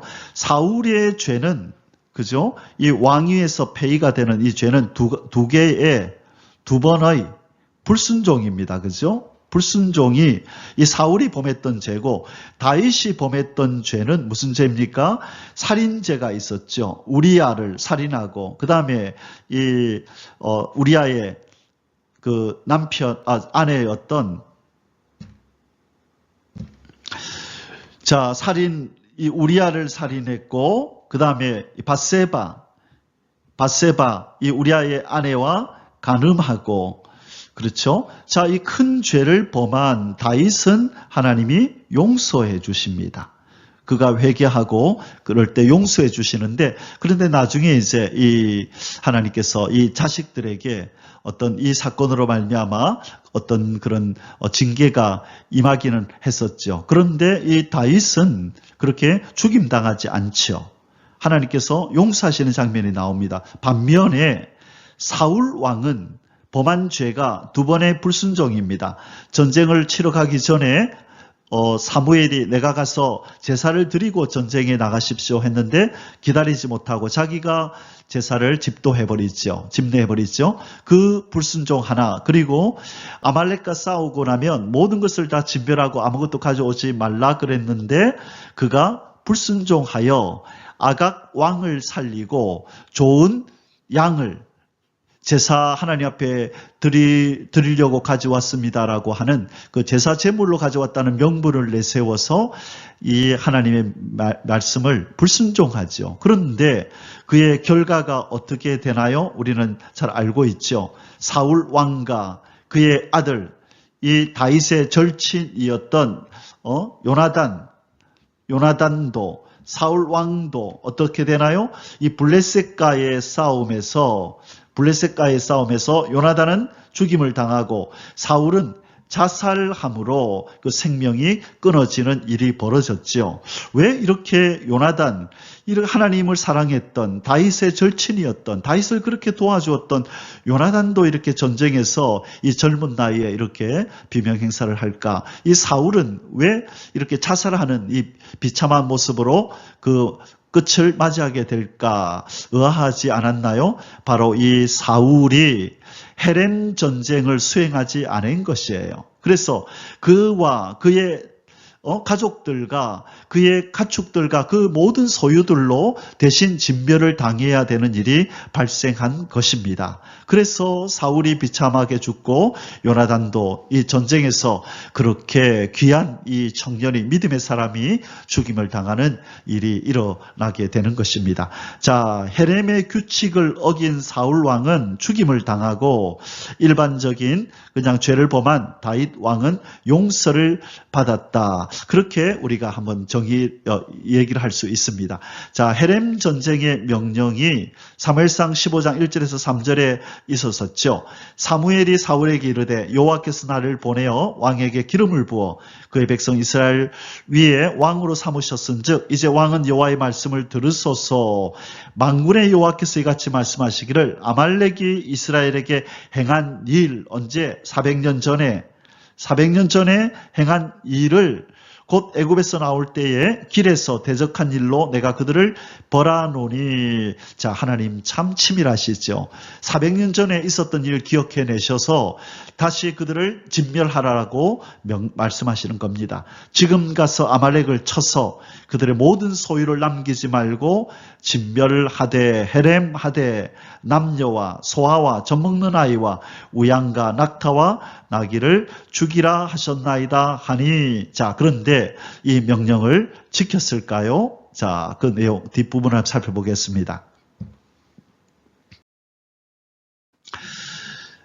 7절에서 11절입니다. 사울이 하일라에서부터 애굽 앞 술에 이르기까지 아말렉을 치고 아말렉 사람의 왕 아각을 사로잡고 칼날로 그의 모든 백성을 진멸하였으되 사울과 백성이 아각과 그의 양과 소에 가장 좋은 것 또는 기름진 것과 어린 양과 모든 좋은 것을 남기고 진멸하기를 즐겨 아니하고 가치 없고 하찮은 것은 진멸하니라. 자, 여기에서 지금 이 불순종이 나오네요. 헤렘 전쟁을 제대로 수행하지 않고 그 규칙을 어기는 일이 벌어진 것입니다. 누구를 살렸나요? 아각을 살렸네요. 1번 아각 왕을 죽이지 않고 지금 데리고 옵니다. 그리고 양과 소와 이 기름지고 어린 양과 그 다음에 뒤에 보니까 모든 좋은 것은 남기고 여기서 전리품들을 가지고 왔다는 것이에요. 불태우고 없애고 이 죽여야 할 것들을 사람과 짐승을 남기고 모든 좋은 것을 또 남기고 진멸하기를 즐겨하지 않고 가치 없고 하찮은 것은 진멸하니라. 자, 이것이 바로 무엇을 어겼다고요? 헤렘 전쟁의 규칙을 어긴 것입니다. 여호와의 말씀이 사무엘에게 임하니라. 이르시되 내가 사울을 왕으로 세운 것을 후회하노니 그가 돌이켜서 나를 따르지 아니하며 내 명령을 행하지 아니하였음이니라 하신지라. 사무엘이 근심하여 온 밤을 여호와께 부르짖으니라. 내 명령을 행하지 않았다. 내 헤렘 전쟁을 명했는데 그가 순종하지 않았다. 이제 그와 그의 소유는 바로 진멸을 당하게 될 것이다 라는 것을 암시하고 있는 것입니다. 그러면 이제 헤렘 전쟁에 대해서 이제 결론을 좀 내릴게요. 성경에 등장하는 거룩한 전쟁, 헤렘 전쟁은 어떤 것들이 있었느냐? 구약에 나타나는 이런 어떤 사건들을 우리가 이 헤렘 전쟁이라는 차원에서 거룩한 성전, 하나님의 공의를 쏟아부으시는, 아까 죄에 대하여 하나님이 공의를 쏟아부으시는 전쟁이라는 차원에서 기록해 놓은 이 사건들을 보시면 이해가 될 거예요. 첫째, 노아 홍수 사건, 창세기 7장에 나타나는 이 사건이 바로 헤렘 전쟁의 일종입니다. 죄를 범하고 하나님 앞에 악을 행하는 이들을 하나님께서 물로써 심판을 내리신 이 사건, 이것이 바로 헤렘 전쟁의 일종이었고, 두 번째는 소돔과 고모라의 멸망, 창세기 19장에 나타나는 이 전쟁도 하나님께서 이 악과 죄를 심판하는 전쟁이다. 그리고 세 번째가 가나안 7족속의 진멸, 신명기 7장에 오늘 하나님이 명령하시는 내용이죠. 이 전쟁도 헤렘 전쟁이고, 그 다음에 여호수아 이제 6장에 등장하는 여리고 전쟁, 이것이 헤렘 전쟁이고, 그 다음에 사무엘상 15장에 등장했던 바로 사울에게 명령해서 아말렉을 진멸하라고 했던 이 전쟁도 헤렘 전쟁이고, 그 다음에 에스더서 9장에 나타나는 하만과 이 아각 족속의 진멸 명령도 바로 헤렘 전쟁이고, 그 다음에 신약에 와서 우리가 아나니아 삽비라 사건 아시죠? 이 바나바가 자기의 재산을 다 팔아서 하나님 교회에 바치니까 많은 사람들이 그를 칭송했어요. 어떻게 저럴 수가 있을까? 자기 재산을 다 팔아서 교회에 그렇게 드리고 또 가난한 자들이 그 도움을 받을 수 있도록 하는 참 저 행위가, 참 저 신앙이 아름답다라고 사람들이 바나바를 칭송할 때에 바로 이 아나니아 삽비라라는 이 사람도 자기들도 전 재산을 하나님 앞에 드린다고 해놓고 얼마를 감췄지요. 그렇죠? 하나님 앞에 다 드리겠다고 해놓고 얼마를 감췄네요. 자, 이 얼마는 드리겠다고 했을 때 그것은 바로 하나님께 속해진 거예요. 그죠? 그들이 드리겠다고 하는 순간 그것은 하나님의 것이 되었는데 그 중에서 얼마를 감췄네요. 감춤. 무엇을 감춘 거예요? 하나님의 것을 감춘 것이 된 거죠. 누구처럼? 아간처럼. 하나님의 것을 얼마를 감춘 것, 이것이 바로 헤렘 전쟁의 정신을, 이 규칙을 어긴 것과 진배 없다는 거예요. 그래서 하나님께서 아나니아 삽비라를 그 자리에서 죽여버리잖아요. 그래서 우리는 언뜻 이 사건을 볼 때 하나님 너무 잔인하다. 이 얼마 이거 감췄다고 그렇게 하실 수 있는가? 나머지는 다 드렸지 않는가? 그렇죠? 그래서 우리는 어떻게 이 사건을 이해했냐면 교회가 막 태동한 이 사도행전 2장에서 이제 성령이 오순절날 강림하고 신약 교회가 막 태동한 이때에 이 악의 씨, 죄의 씨, 이 자칫 잘못하면 하나님의 교회에 퍼질지도 모를 이 누룩과 같은 죄의 요소를, 이 거짓의 요소를 하나님이 제거한 것이다. 그 사건이다. 그렇게 우리는 이제 이해해 왔죠. 그것도 맞죠. 그런데 여기에 더 깊이 들어가 보면 바로 하나님의 것을 하나님께 온전히 기속시키지 않은 바로 이 헤렘 전쟁의 규칙을 어긴 면이 이 속에 있었다는 것이에요. 우리는 아나니아 삽비라 사건, 사도행전 5장에 등장하는 이 사건도 그렇게 봐야 하고, 자, 이제 마지막 하나님의 마지막 헤렘 전쟁은 언제 있게 되나요? 요한계시록 20장, 21장에서 등장하는 재림주의 죄에 대한 최종 심판 이 사건, 이것이 바로 하나님의 헤렘 전쟁이 이제는 끝을 맺는, 이제 종결되어지는 마지막 전쟁이 될 것입니다.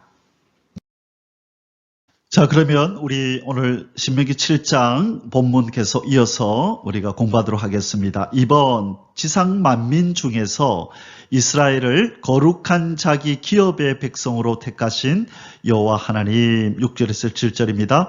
너는 여호와 내 하나님의 성민이라. 성민은 거룩한 백성이란 뜻이죠.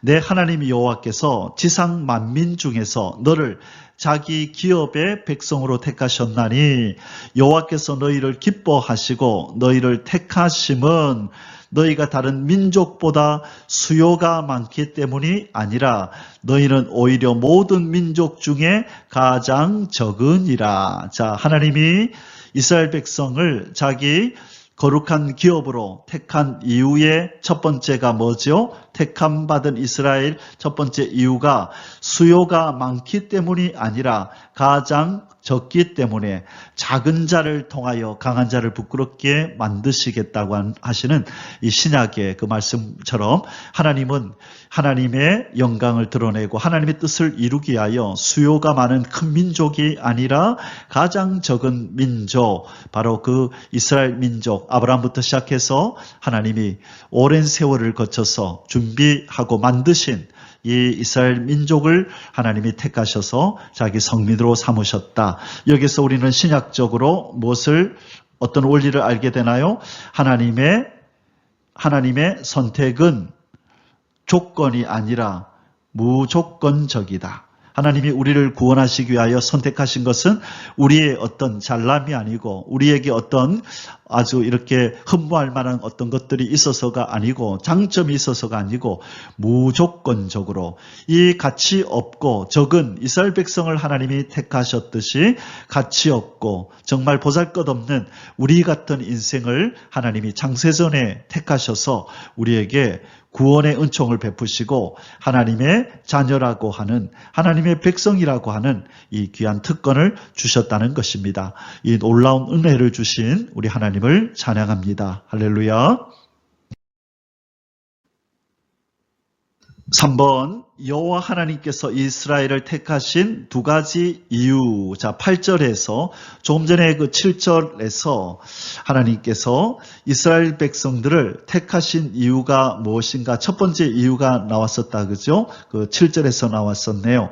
자, 그 7절 내용이 뭐였냐면 수요가 가장 작기 때문이다. 그죠? 작기 때문이다라고 말씀했는데 이제 8절에서는 두 가지 이유가 더 나옵니다. 왜 하나님께서 이스라엘 백성을 택하셨는가? 자, 8절에 여호와께서 다만 너희를 사랑하심으로 말미암아 또는 너희의 조상들에게 하신 맹세를 지키려 하심으로 말미암아 자기의 권능의 손으로 너희를 인도하여 내시되 너희를 그 종되었던 집에서 애굽 왕 바로의 손에서 속량하셨나니. 자, 두 번째 이유가 뭐라고요? 사랑하심으로. 사랑하기로 하셨다는 거예요. 그리고 세 번째가 뭐죠? 조상들에게 맹세하셨기 때문에 다시 말해 언약하셨기 때문에 언약을 지키려고 이들을 택하셨다는 거예요. 자, 이스라엘 백성이 가장 적기 때문에 수가 적기 때문에 수가 많기 때문이 아니라 수가 적은 민족이기 때문에 택했다. 그리고 하나님이 사랑했기 때문에 그리고 세 번째가 그 조상들에게 맹세하고 언약했기 때문에 이스라엘 백성을 택하셨다라고 말씀하고 있습니다. 자, 우리에게 적용해 볼까요? 하나님께서 우리를 택하심은 우리를 사랑하셨대요. 우리가 부족하고 보잘것없지만 하나님은 무조건적으로 우리를 사랑하시고 건져주셨다는 것입니다. 자, 구원해 주셨다는 것이고 지옥의 형벌을 면하게 해주셨다는 것입니다. 자, 이것이 바로 그 다음에 맹세, 이것은 뭐죠? 하나님의 선택. 창세전에 선택하신 이것은 뭐죠? 내가 누구야? 내가 너를 태어나면 내가 너를 내 아들 예수에게 인도해서 너를 반드시 구원할 것이라는 하나님의 언약이 이 정신이 들어있는 거죠. 바로 이 하나님의 이 선택, 이 택하심이 때가 되어서 이제 우리가 이 지구 땅에 왔고 때가 되어서 우리를 예수 그리스도 앞으로 인도하여 하나님의 이 선택이 이루어지고 성취되어지도록 역사해 주신 것입니다. 바로 이 놀라운 구원의 은혜는 무조건적으로 하나님의 사랑에 의해서 하나님의 택하심에 의해서 우리가 구원을 받고 하나님의 자녀가 되었다는 것입니다. 자, 이번에는 두 번째 소주제로 넘어가겠습니다. 계명을 지키는 자에게 언약을 지키시고 인애를 베푸시는 여호와 하나님. 자, 성경에 보면 믿음의 이 사람들이 자주 이렇게 고백하는 내용이 나오는데요. 하나님의 계명을 지키는 자에게 언약을 지키시고 인애를 베푸시는 주님, 이 고백들을 주로 많이 합니다. 자, 오늘 바로 이제 정말로 우리 하나님은 자기의 계명을 지키고 하나님을 사랑하는 자에게 언약을 지켜주시고 인애를 베푸시는 분인가, 그 내용들을 한번 살펴보겠습니다. 신명기 7장 9절에서 15절입니다.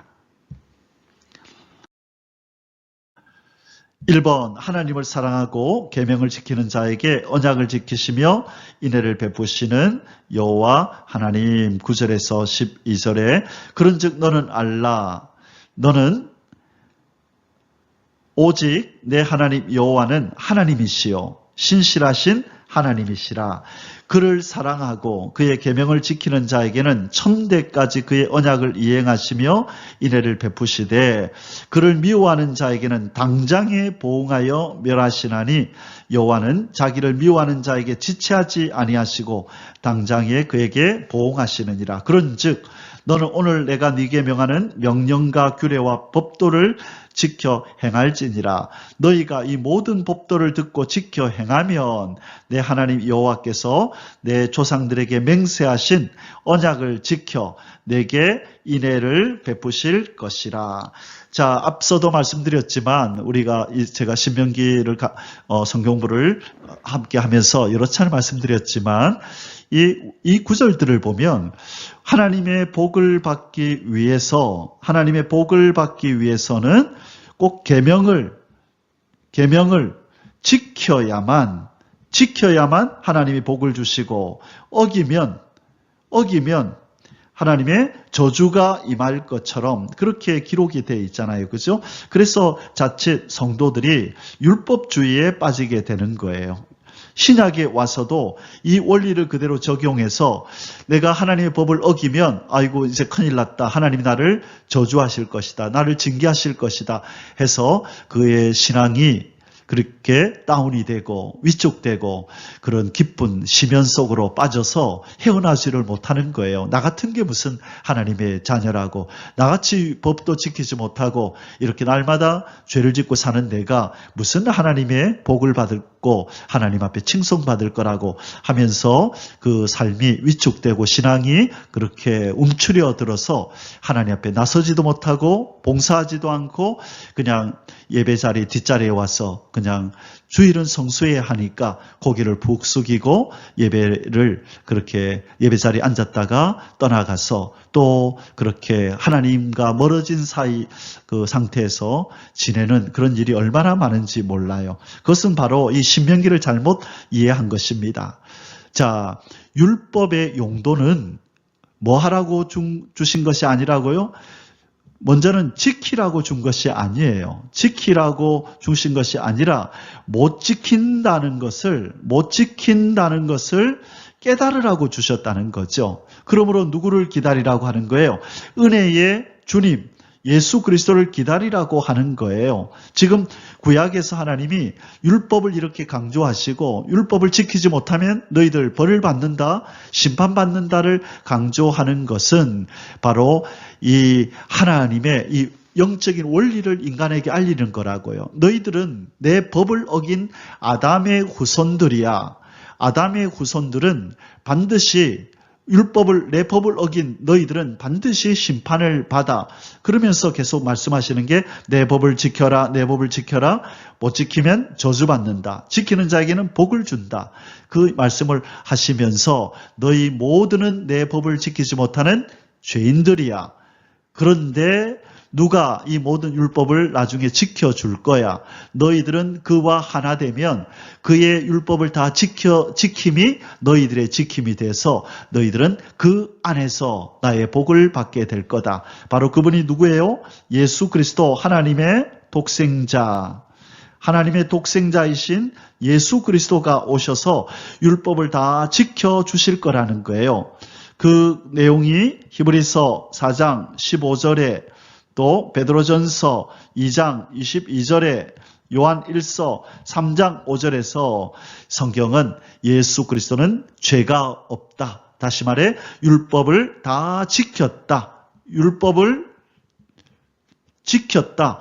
그러니 이 율법을 다 지키신 예수 안으로 이 죄인된 우리가 들어가면 예수께서 다 지키신 율법 지키심이, 율법 준수가 바로 내가 지킨 것이 된다는 거예요. 그러므로 율법을 다 지키신 예수 그리스도 안으로 들어간 우리는 바로 예수 그리스도로 말미암아 하나님의 복을 받는 자가 되어서 의롭다라고 칭함을 받는 거죠. 우리가 지키지 않았는데도 예수님 때문에, 율법을 다 지키신 예수님 때문에 그래 너도 의롭다고 칭해 줄게. 그래서 바로 칭의라는 개념이 신약에서 나오는 것이죠. 그래서 구약의 율법을 공부할 때 우리는 반드시 신약에 예수 그리스도와 함께 연관해서 은혜를 주시고 구원을 주시고 율법을 다 지키신 예수 그리스도와 연관해서 이 율법을 다루어야만 하나님이 율법을 주시고 우리에게 율법을 지키라고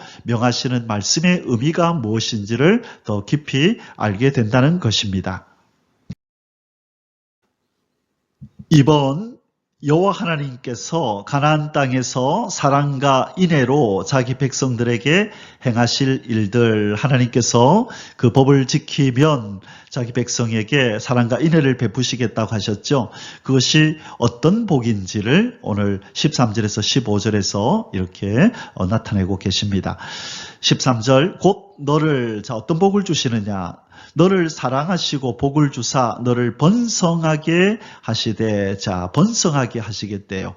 내게 주리라고 내 조상들에게 맹세하신 땅에서 내 소생에게 은혜를 베푸시며 내 토지 소산과 곡식과 포도주와 기름을 풍성하게 하시고 내 소와 양을 번식하게 하시리니 네가 복을 받음이 만민보다 훨씬 더하여 너희 중에 남녀와 너희의 짐승의 암수에 생육하지 못함이 없을 것이며, 자 첫 번째 이 번성하는 복을 주시겠대요. 번성하는 복. 자 번성하는데 누구와 누구, 이 사람과 짐승이 번성하는 복을 받게 될 것이다. 그리고 또 뭐라고 말씀하시나요? 15절에 여호와께서 또 모든 질병을 내게서 멀리 하사 너희가 아는 애굽의 악질에 걸리지 않게 하시고 너를 미워하는 모든 자에게 걸리게 하실 것이라. 두 번째 복이 뭐죠?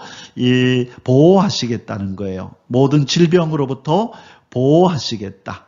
보호하시고 지켜주시겠다라고 말씀합니다. 그래서 환경을 지키시고 건강을 지키시고 모든 면에 있어서 하나님의 절대 보호가 임한다. 사람과 짐승의 번성과 그리고 이 모든 환경 또 질병으로부터 지켜주시고 또 대적으로부터도 지켜주시는 그 복을 하나님이 주셨죠.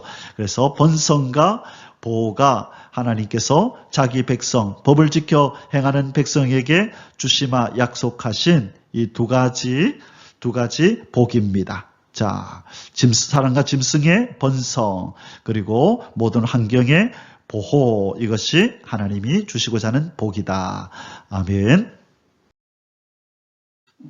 자, 이제 오늘 마지막 세 번째 소주제입니다. 오늘의 마지막 세 번째 소주제 3번 우상 숭배를 엄히 금지하는 모세. 16절에서 26절 하나님께서는 우상 숭배를 절대로 하지 말라고 모세를 통해서 지금 엄히 금지를 시키고 있습니다. 1번 이스라엘 백성들에게 올무가 될 우상들을 섬기지 말라고 명령하는 모세. 16절 내 하나님 여호와께서 내게 넘겨주신 모든 민족을 내 눈이 긍휼히 여기지 말고 진멸하며 진멸하며 그들의 신을 섬기지 말라. 그것이 내게 올무가 되리라. 자, 여기서 올무라는 것이 무엇입니까? 이 올무라는 것은 이 미끼라는 뜻이에요. 원어로 이 미끼, 덫, 그리고 함정이라는 뜻입니다. 그래서 이미 바알부올 사건 때 이들은 경험했죠. 그렇죠? 이 우상을 통해서 이렇게 올무에 빠지고 덫에 빠지고 함정에 빠져서 이제는 멸망에 이르도록 하는 그 매개체가 바로 이 우상이라는 것이에요. 그래서 하나님은 이것들을 절대로 섬기지 말라. 눈에 보기에 그들의 또 이방인들의 말을 들으면 그럴듯하게 보이고 하지만 결국은 너희들에게 그것은 이 멸망으로 이끄는 미끼고 덫이고 함정이 될 거다. 반드시 진멸하고 없애버려라 라고 명령하시는 것입니다. 자, 그래서 이 몰렉이라고 하는 이 그림은 몰렉이라고 하는 신에게, 우상에게 이 자녀를 바치는 바로 이런 악행을 행했던 이방인들의 풍속을 지금 보여주는 거죠. 그런데 이 일에 동참했던 이 이스라엘의 왕들이 나중에 이제 나오죠. 그 왕들 중에서 이 아하스라는 왕, 아하스와 이 므낫세가 자기의 자녀를 몰렉에게 바치는 바로 그 악행을 범했었죠. 남유다의 12대 왕이었던 이 아하스는 히스기야 왕의 아버지였고, 그 다음에 가운데 13대 왕이 히스기야가 있고 14대 왕이 므낫세였는데, 이 므낫세는 히스기야의 아들이죠. 아하스는 아버지고 그리고 이 므낫세는 아들이죠, 히스기야. 그래서 아버지와 그 아들이 바로 이 몰렉에게 자식을 바치는 이런 악행을 범했던 것입니다. 자, 하나님이 그렇게 명령하고 또 명령해도 이 인간들은 이런 우상에 빠지는, 이런 미끼에 걸리고 함정에 빠지는 일을 자행하게 됩니다. 이 우상이라고 하는 것은 이 여호와 하나님과 달리요, 여호와 하나님 보이지도 않았죠. 그런데 우상은 보이죠. 그렇죠? 그리고 또 여호와 하나님은 이거 하지 말라, 저거 하지 말라, 이것 하면 이렇게 되고 저렇게 하면 저렇게 된다, 많이 그렇게 어떤 조건들이 많은데, 이 우상들은 단순해요. 왜 사람들이 우상에 빠지냐면 이 우상이 요구한다는 거예요. 자, 네 아들 바쳐봐라, 내가 풍년을 줄게. 자, 너 뭐 바쳐봐라, 내가 너희들에게 승리를 줄게. 아주 단순해요. 기브 앤 테이크예요. 너 바쳐봐, 내가 줄게. 복잡하지 않아요. 하나님처럼 까다롭지도 않아요. 그러니 이 몇 가지 이유로 인하여 이 이스라엘 백성들도 결국 가나안의 이 악인들이 행했던 우상 숭배에 빠져서 바알과 아세라와 이 여러 가지 우상들을 섬기다가 결국은 바벨론으로 포로로 끌려가는, 그리고 북이스라엘이 먼저 이제 멸망을 당하죠. 이 모든 것의 원인은 결국 하나님을 떠나고 우상을 섬김에 있었던 것입니다. 그래서 하나님이 너희들 시커 한번 우상 섬겨봐라 하고 우상 단지들이 가득한 바벨론으로 끌고 가서 70년 동안 그들을 징계하셨던 그 역사가 바로 이스라엘의 역사였던 것이죠. 이번 가나안 땅의 많은 족속들을 어떻게 쫓아낼까 염려하지 말고 여호와 하나님께서 애굽에서 행하신 이적과 기사를 기억하라고 명하는 모세. 자, 이스라엘 백성은 당연히 두렵겠지요. 한두 족속도 아니고 7족속이라 되는 그 원주민들을 쫓아내야 되는 전쟁을 앞두고 있는 이들에게 두려워하지 말라. 그러면서 뭘 기억하라고요? 여호와 하나님, 너희의 하나님께서 애굽 그 큰 강대국에게 행하신 이적과 기적을 기억하라. 그 하나님이 이제 장차도 너희를 위하여 싸우시리라. 그렇게 그들을 격려하는 것입니다. 17절에서 19절에 내가 혹시 심중에 이르기를 이 민족들이 나보다 많으니 내가 어찌 그를 쫓아낼 수 있으리요 하리라마는 그들을 두려워하지 말고 내 하나님 여호와께서 바로와 온 애굽에 행하신 것을 잘 기억하되, 자, 10가지 재앙과 홍해를 가르심, 그렇죠? 이것들을 기억해라. 너희들 목도하지 않았느냐. 자, 지금 2세대니까 이것을 목도하지 못한 사람도 많이 있겠네요. 그러나 그들 가운데에 이것을 이제 들었고 모세가 가르쳤잖아요. 그래서 다시 한번 상기를 시킨 겁니다. 자, 2세대 중에서도 어린 나이에 어린 나이에 있었던 사람들, 그 사람들은 바로 이 홍해 사건 10가지 재앙을 경험한 사람들도 아직 생존해 있습니다. 그래서 이것이 아마 입으로 이스라엘 전체에 전파되었을 것이고, 또 모세가 이스라엘 백성들에게 이걸 또 가르쳤잖아요. 어떤 일이 있었는지를 쭉 설명해 왔기 때문에 너희들 꼭 그것을 기억하고 두려워하지 마라. 그 하나님이 지금도 살아계셔서 우리를 대신하여 싸우시리라, 그렇게 말하는 것입니다.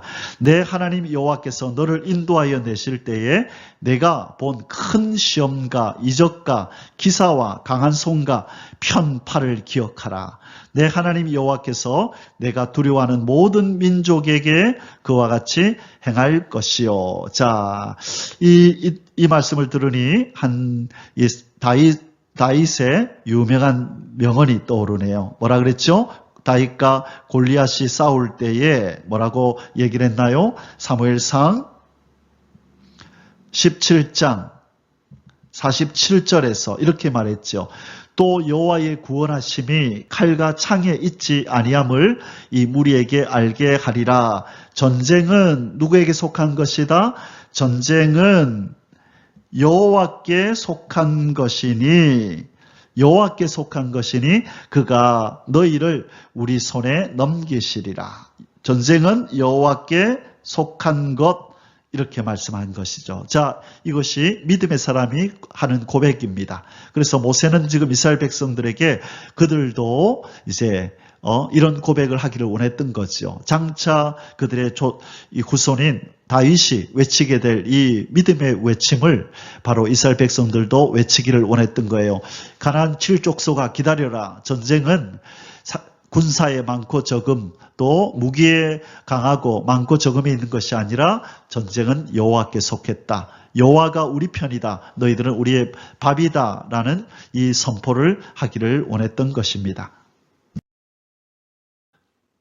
3번, 크고 두려운 여호와 하나님이 함께 하셔서 왕벌로 가나안 족속들을 멸하실 것이니 두려워하지 말라고 당부하는 모세. 자, 하나님께서 가나안 족속들을 멸하실 것인데 무엇으로? 왕벌로. 자, 이것이 이 왕벌이 정말로 이 어떤 곤충 왕벌이냐, 아니면 하나님께서 사용하신 어떤 주변의 이 병사들이냐, 이 부분에 대해서는 신학적인 논쟁들이 있습니다. 자, 어쨌든 하나님께서는 하나님의 방법으로 이스라엘의 대적, 곧 하나님의 대적인 이스라엘 가나안의 7족속을 하나님이 대신하여 싸우셔서 멸하여 주실 것을 말씀하는 장면입니다.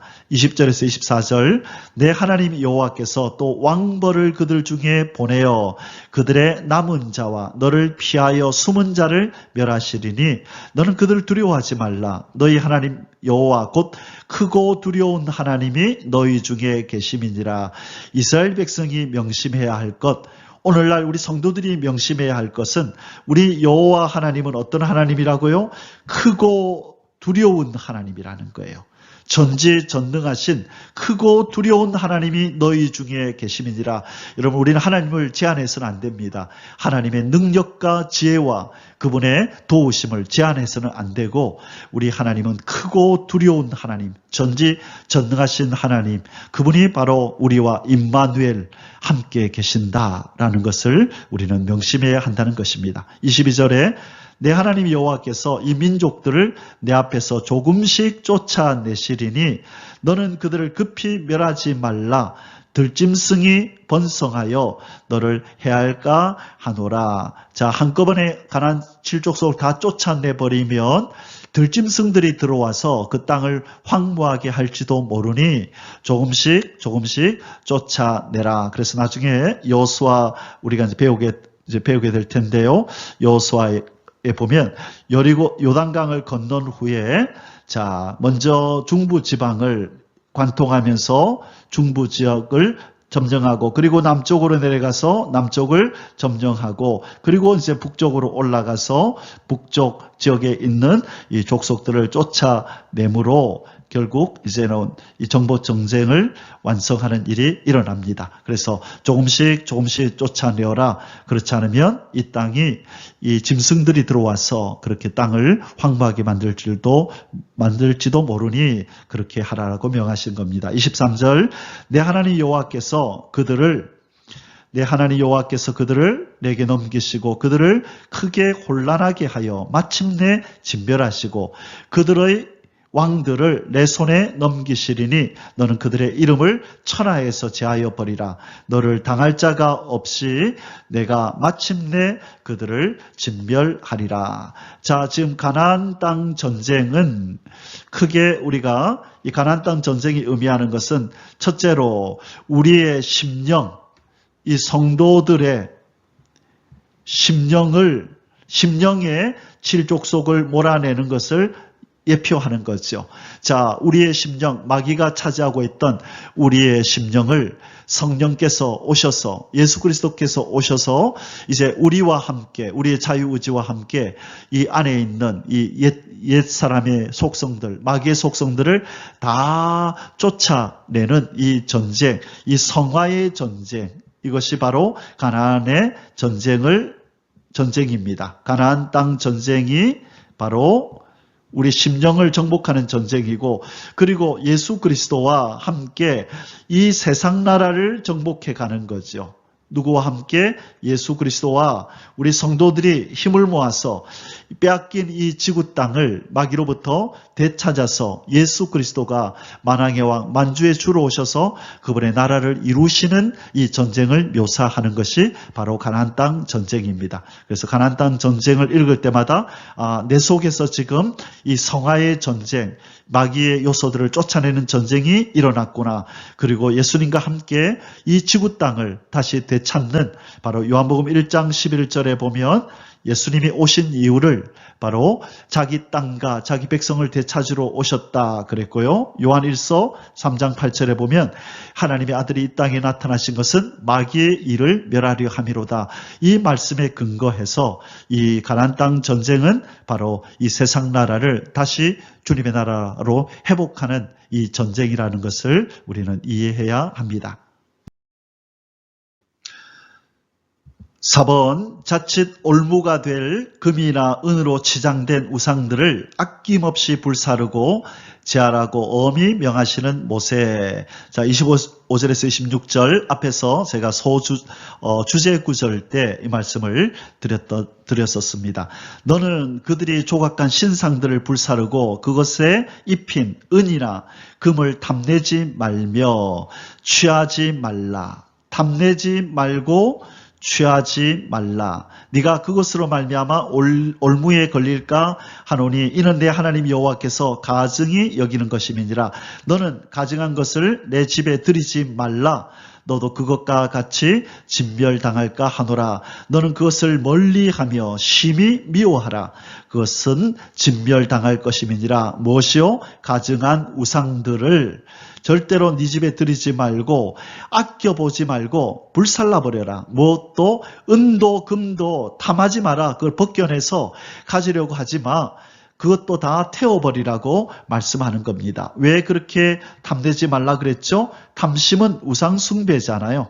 탐심은 우상 숭배가 되는 건데, 하나님은 우상을 불사르라 그랬는데 이들은 은이나 금을 오히려 탐해서 이것을 소유하게 되면 그것이 그들의 우상이 되는 것이다. 그렇게 하지 말라. 그리고 취하지 말라. 하나님은 이것을 진멸하여 하나님께 바치라고 헤렘 전쟁을 명하셨다 그랬죠. 그래서 그것을 취하면 안 된다는 거죠. 그것은 헤렘 전쟁을 규칙을 어기는 것이기 되기 때문에 자기의 생명으로 또 자기의 소유로 그것을 대신해야 하는 벌이 임할 것이기 때문에 하나님께서는 그렇게 하지 말라고 말씀하신 것입니다.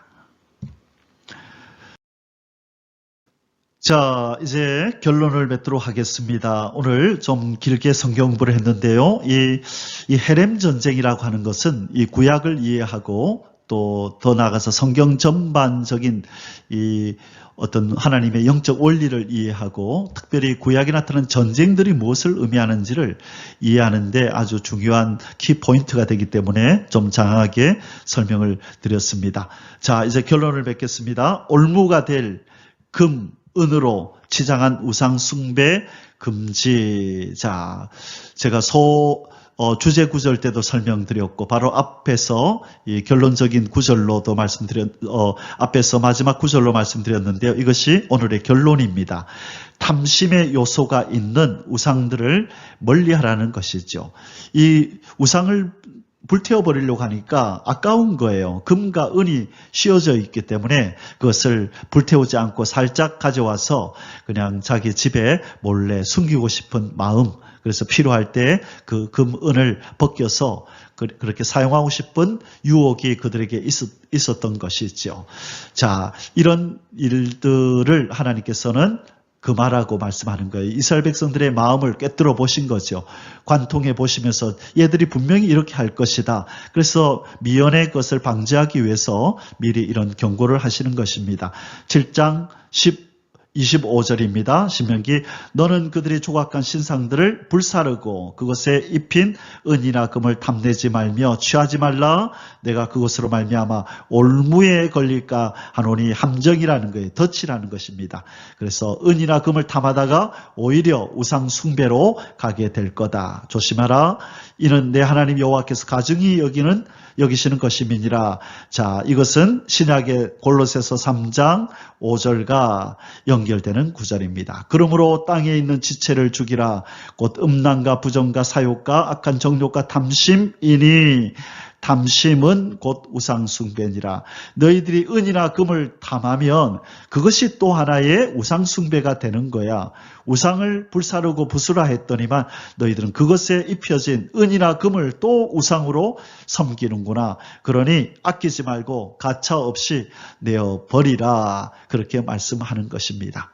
자, 사랑하는 성도 여러분, 우리에게 자칫 우상이 될 만한 것들, 아까운 것들, 참 처치하기 곤란한 것들, 미련이 남는 것들이 있는지 우리는 돌아보고 하나님을 섬기는 일에 방해가 되는 것이라면 그 가치가 얼마인지 그것을 떠나서 가감하게 처분하는 그런 결단과 결심과 각오가 있는 오늘 하루가 되시길 주의 이름으로 축원합니다. 이 결단 위에 하나님의 도우심으로 실행에 옮겨지게 되기를 주님의 이름으로 축복합니다. 아멘. 할렐루야. יברכך